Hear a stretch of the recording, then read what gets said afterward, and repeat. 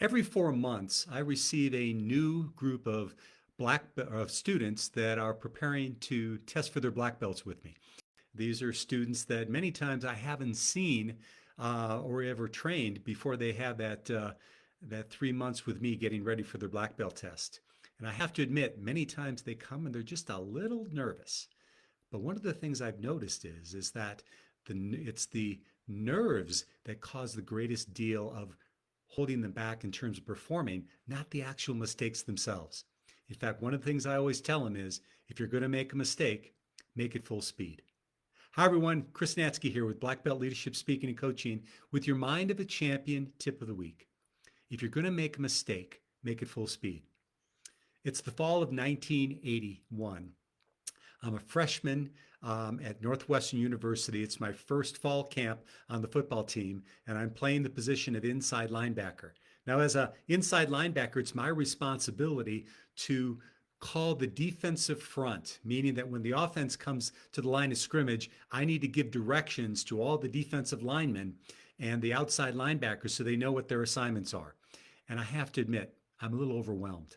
I've never had this much responsibility. The game's moving way too fast for me.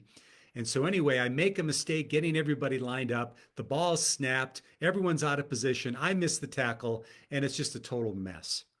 And my coach, position coach named Mike Church, comes up to me and he says, "Hey, Natzke, I want you to understand something. If you're going to make a mistake, make it full speed." Now, tough love at that time, but certainly words of wisdom. Because what I started to learn in that moment and have since really incorporated in my life is that how many times have I been holding myself back because I'm afraid of making a mistake?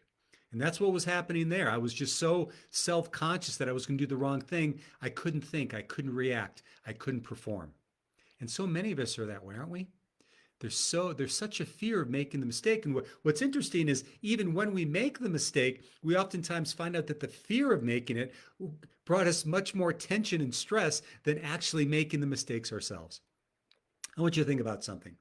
Think about a toddler who's learning to walk. And imagine if all of a sudden they fell down once and they said, "Oh, I'm done with that. I'm not going to make mistakes anymore." They never learned to walk. So it's the same with us. And so what I really encourage you to do is think about how you can give yourself some grace, how you can get out of your comfort zone and be okay with making those mistakes that might come along the way.